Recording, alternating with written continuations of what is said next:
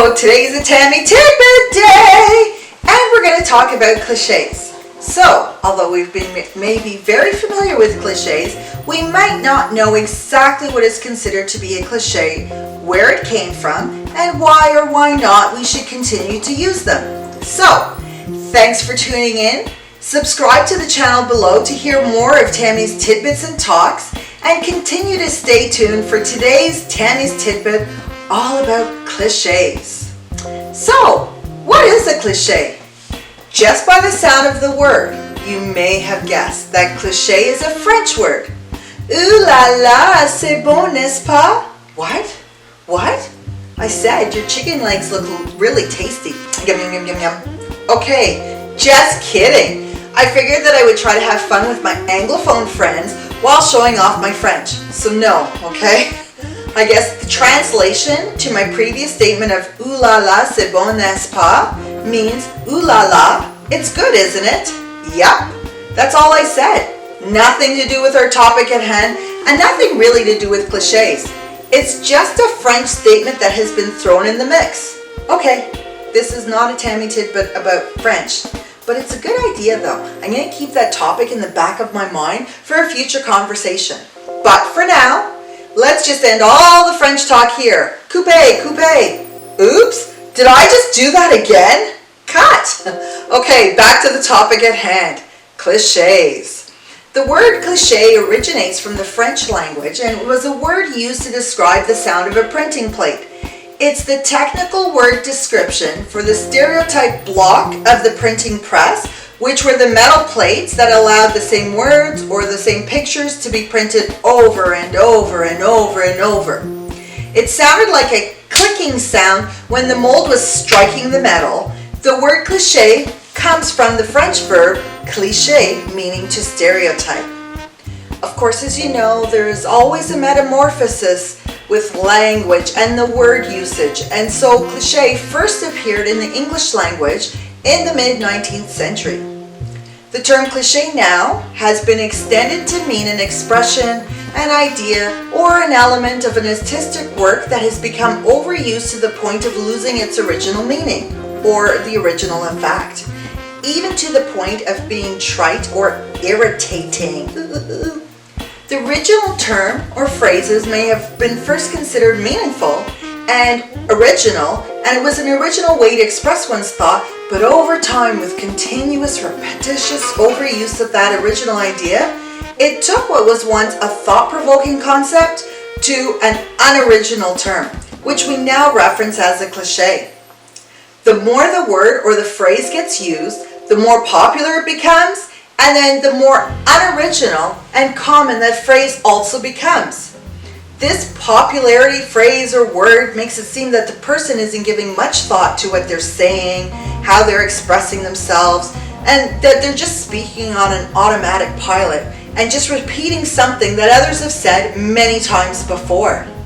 This whole concept about unoriginality can also be taken a step further, and it's interesting because the concept of unoriginality is not always viewed as a negative point, but it is the unoriginality of a topic that makes it popular. In this case, I'm talking about the popularity of memes, which is where we celebrate the concepts and the ideas that are shared and knowledgeable within the particular culture.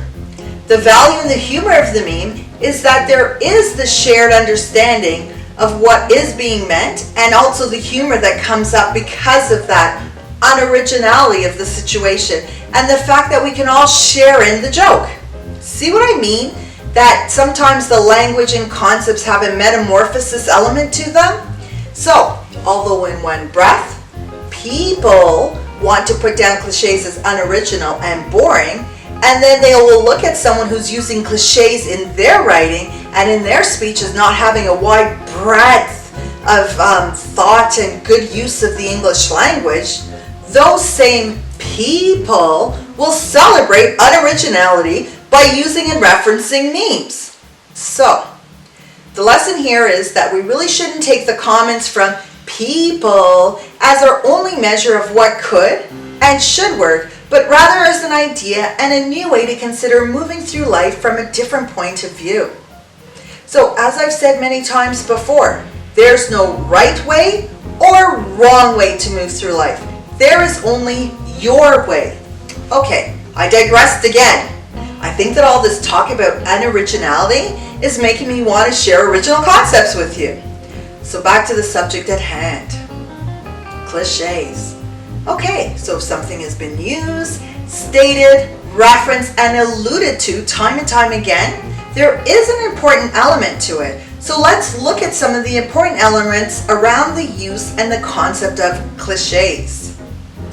Clichés are important. Yes? No? Well, I think that clichés are important, and we can't only consider the opinions from people, because clichés do help us express ideas and thoughts that are widespread and common within a culture.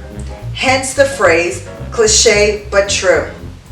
Many times, the reason that people tend to dislike clichés is because culturally in North America, we strive to celebrate uniqueness, and therefore we place a high value on how we see people, actions, shows, descriptions, etc. that are unique, when we deem them to be creative, original, and clever, rather than the same old, copying, boring, sharing, and just using other people's words to express ourselves. Not all cultures feel this way. And there are some cultures that really place a higher value on tradition, and they don't really encourage or appreciate individuality. In those cultures, clichés are considered to be a good thing, and they actually look forward to hearing clichés and celebrating when clichés are being used and referenced. Okay, maybe the use of the word celebrating might be a stretch, but you get the general idea. Clichés are considered a good thing within other cultures. So even though we spoke and I made a reference to the differences in cultures, and I showed how some cultures view clichés as a good thing, while other cultures say clichés are a limiting part of your personality, it is also important to acknowledge that even in North America, clichés are deemed to be useful, and they are considered to be highly valued and common within many various industries and purposes, right? Such as in the popular books, poems, movies, television shows, speeches, advertisement, the list is expansive. Clichés have a way of being memorable. They can evoke a sense of camaraderie when being used and being understood by many people. So now let's take a walk down the path of when clichés are widely used and when they are accepted within our day-to-day existence. The change of language through the use of clichés have changed our language and our thought. And our language has also changed with the clichés, sort of like which came first, the chicken or the egg. Bak, bak, bak, bak. As I've stated earlier during the part where I shared the meaning of the word cliché and when it could be used, we learned that clichés are expressions that were once new and fresh, easily remembered, and have a very recognizable meaning. So, because clichés are by definition statements or phrases that are common and that are overused, although they are referenced frequently, sometimes you may not even realize or be aware of when they are being used, because we just click off when we hear a cliché, because we're so on automatic pilot to what is being meant, and we quickly pull up an image in our mind when we hear a cliché without too much thought or effort. Hence the term taking the cliché for granted. Interestingly enough though, everything really is about perspective.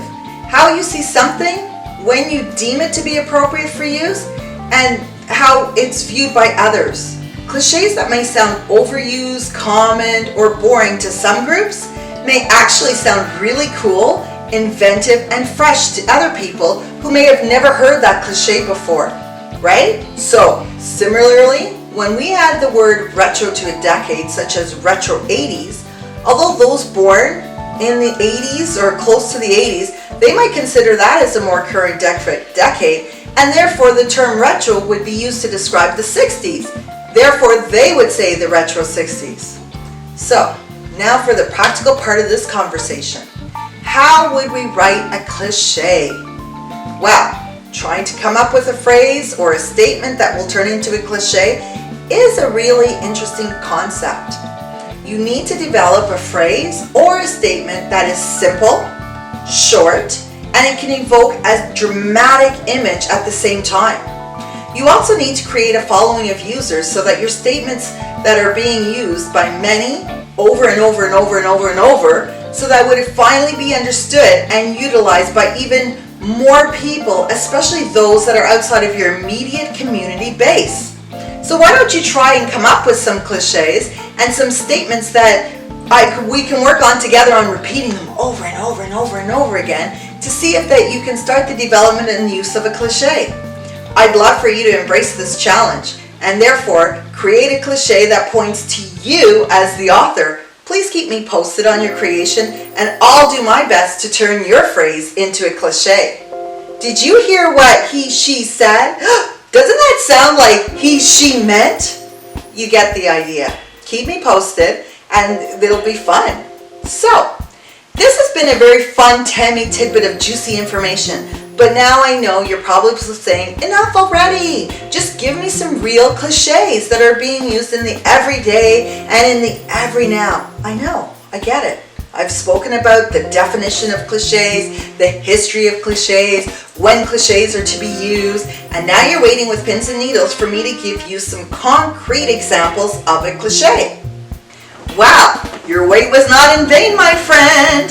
And if you noticed, I just used a cliche when I described that you have been waiting with pins and needles. I mean, if you heard me, were you listening? I think so. So, I believe that you are. So, if you heard what I said, you probably accepted that I just said it without questioning the authenticity of my statement. Really, think about it. Waiting with pins and needles? I'm so sure nobody is sitting on an actual pile of pins and needles.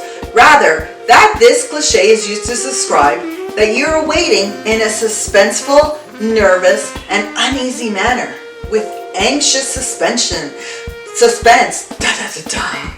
See what I mean about how the use of cliches can just slip by so unnoticeable in a conversation, but at the same time can evoke an imagery in your thought and your mind that doesn't really require a lot of conscious thought and or explanation? Okay. Drum roll, please.